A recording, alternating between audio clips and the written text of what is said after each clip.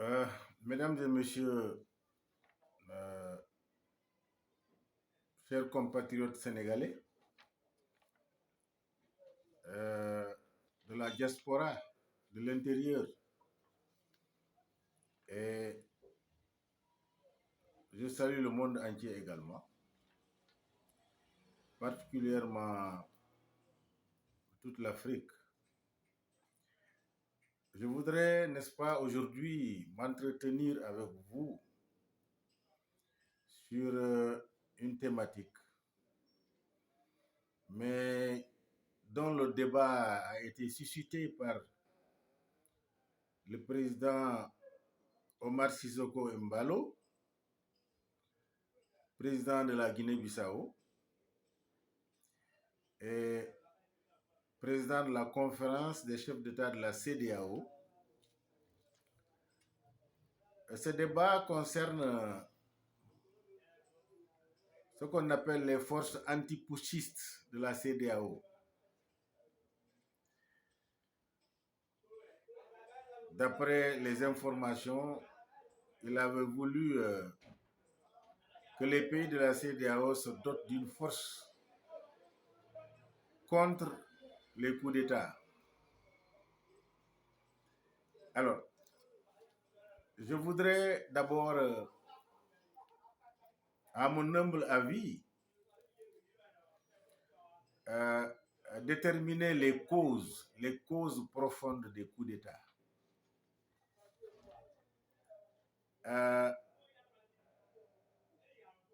Les coups d'État sont souvent faits contre la dictature. Quand un régime est en place, mais qui est démocratiquement installé, vient imposer la dictature dans sa gouvernance. La dictature voudrait dire la violation des libertés individuelles et collectives. La dictature voudrait dire la mauvaise gouvernance politique et économique. La dictature voudrait dire aussi l'appauvrissement des populations.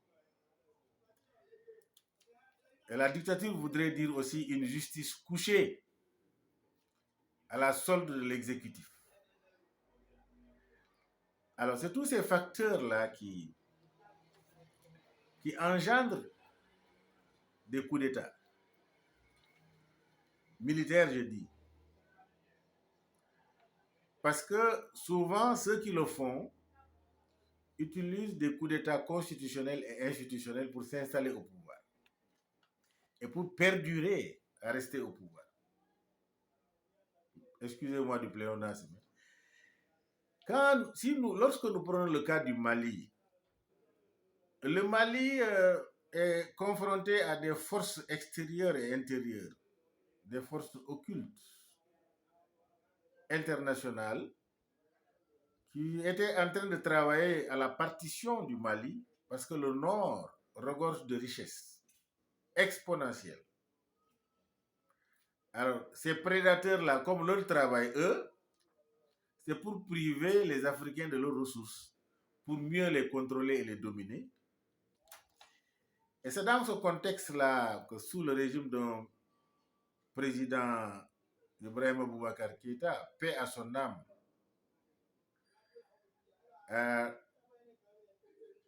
que comme coup d'État, n'est-ce pas, constitutionnel a été validé, qui a atteint son paroxysme, n'est-ce pas, avec les élections législatives. Le peuple malien s'est levé pendant plus de 5 mois pour dire nous ne voulons plus de ce régime. C'est dans ce contexte-là que les militaires ont pris le pouvoir. Au Burkina Faso également, nous avons vu un Blaise Compaoré qui est venu par un coup d'État militaire, sous un régime militaire, et qui a instauré la démocratie pendant près de 27 ans et qui a voulu violer la Constitution. Ses partisans se sont levés contre lui pour le faire partir. Et le pays est tombé dans une spirale de violence avec le terrorisme, l'insécurité. Nous avons vu les conséquences. un autre coup d'État est intervenu. Et si nous prenons la République de Guinée également, de Sékou Touré, de Lassana Conté, de Alpha Condé, évidemment, la Guinée, c'est la violation de la Constitution toujours. Alpha Condé qui a expiré ses 2 mandats constitutionnels et qui a réécrit la Constitution avec la bénédiction de la CEDEAO, de l'ONU, de toutes les instances qui crient droits de l'homme, etc. En tuant des centaines de Guinéens. Alors, Monsieur Omar Sissoko Mbalo, son Excellence, président de la République de Guinée, avec tout le respect que je vous dois parce que vous êtes en train de faire de votre preuve dans l'exercice de la gouvernance, je suis d'accord avec vous qu'il y ait une force, moi j'appelle ça force coercive, une force coercive. D'abord, contre les chefs d'État qui violent la constitution de leur pays, contre les chefs d'État qui violent le protocole de la CEDEAO relatif à la démocratie et à la bonne gouvernance, contre les chefs d'État qui violent les décisions de la Cour de justice de la CEDEAO. Donc cette même force doit veiller à cela, qu'elle soit coercive, coercitive, une force coercitive, je veux dire, une force contraignante.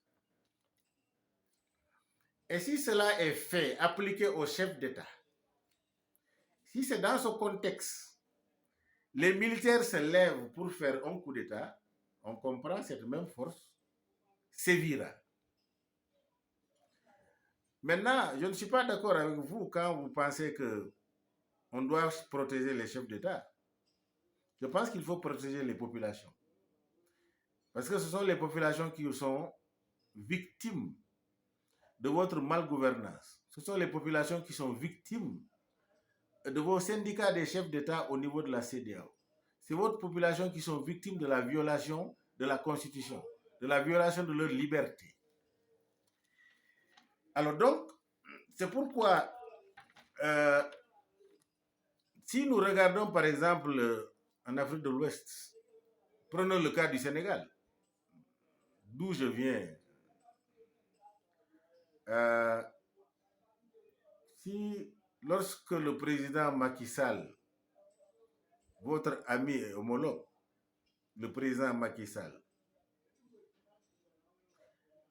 dit publiquement qu'il va réduire l'opposition à sa plus simple expression, qu'est-ce que cela veut dire? Cela veut dire qu'il va être un président dictateur qui ne permettrait pas à l'opposition de s'exprimer librement. Et c'est comme si l'opposition est l'ennemi du président Macky Sall. Réduire à sa plus simple expression. C'est le mot le plus violent, le plus indicateur de l'action gouvernementale du président Macky Sall. Alors, et nous l'avons vu, il utilise l'administration, il utilise la justice pour des règlements de compte politiques. L'exemple est très clair. Nous avons vu, Khalifa Sall a été victime. Barthélémy Diaz a été victime. Il a voulu arrêter Ousmane Sonko. Quand je dis Ousmane Sonko, c'est arrêter le peuple sénégalais à prendre le pouvoir d'une façon démocratique. C'est extrêmement dangereux. Et la CEDEAO se tait et regarde. Ne dit rien. Aujourd'hui, au Sénégal, on enferme qui on veut. On crée des lois, on crée des terroristes, comment dirais-je, de préjugés. On enferme qui on veut. On pousse à la violence. Et Je crois que ce sont ces dérives qui amènent des coups d'État. C'est pourquoi je voudrais dire au président Doumbouya de la République de Guinée, lorsque vous avez pris le pouvoir, le peuple guinéen vous a accueilli en héros. Vous avez libéré les prisonniers qu'il faut libérer. Vous avez fait un discours rassembleur. Mais à l'heure actuelle, vous êtes en train de commettre une dérive dans votre gouvernance. Les dérives sont que vous empêchez la population d'exprimer librement ce qu'il ne veut pas. Vous créez une Guinée divisée. Les bons Guinéens et les mauvais Guinéens. Vous voulez systématiquement éliminer les acteurs politiques qui étaient sur le terrain depuis, qui se sont sacrifiés, qui ont fait la prison, dont les militants sont morts, sont assassinés. Vous voulez éliminer ces dirigeants politiques, dont le principal chef de l'opposition, M. Seydi Dalen Diallo. Vous allez commettre une erreur monumentale en voulant rayer de la carte politique le président Dalen Diallo. Et c'est cela que vous êtes en train de faire. À quelle fin, vous le savez. Mais vous êtes encore jeune. Vous êtes encore très jeune. Votre mandat devant ce peuple-là, votre engagement, c'est de montrer l'exemple d'une bonne gouvernance, l'exemple d'une justice équitable. Vous révisez la Constitution d'une façon consensuelle. Organisez une élection libre et transparente à égale chance pour que tout le monde aille compétir. Et laissez le peuple choisir son président, M. Doumbouya. Vous pouvez partir et revenir après. Mais il faut être héros au lieu d'être pire que les autres. Parce que ce peuple guinéen-là, vous allez les tuer tous, mais vous n'allez pas les soumettre tous. Ce n'est pas possible. Si vous avez toute l'armée du monde, vous ne pouvez pas empêcher les personnes à s'exprimer librement. Dissoudre une organisation citoyenne, ça veut dire quoi, M. Doumbouya? Vous avez fait des études de haut niveau. Quel est le fauteuil présidentiel? Quelle mouche est en train de vous piquer avec le fauteuil présidentiel? Attention, ne cassez pas la branche sur laquelle vous êtes assise. Ne cassez pas la branche sur laquelle vous êtes assis. Les panafricains, le peuple africain a fondé son espoir. Faites comme Assimi Goïta. Prenez l'exemple sur Assimi Goïta. Un patriote. Prenez l'exemple sur Assimi Goïta. Donc, c'est ce que je voudrais, n'est-ce pas, apporter aujourd'hui comme contribution.